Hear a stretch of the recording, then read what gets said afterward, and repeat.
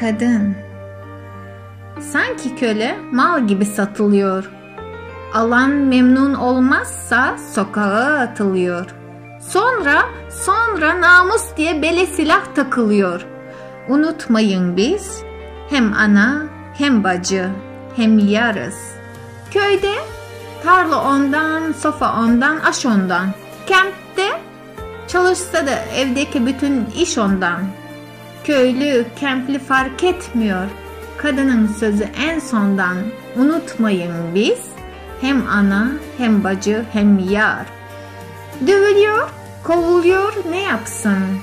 Koca istiyor, hep kendisinden önce kalksın. Çocuk doğursun, doğurduğuna da kendisi baksın. Unutmayın biz hem ana hem bacı hem yar. Tabiatın bile adına toprak ana deniliyor. Başarılı erkeğin yanında kadın var biliniyor. Kadınlar güçlü ama haklar hep yeniliyor. Unutmayın biz hem ana hem bacı hem yar.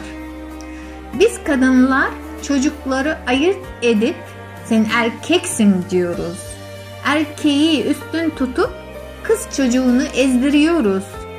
İçine kapanık kızlar, bencil erkekler yetiştiriyoruz.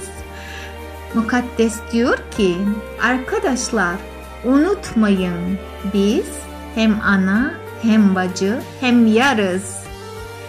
Unutmayın gelecek nesillerin iyi veya kötü şekillenmesinde biz varız.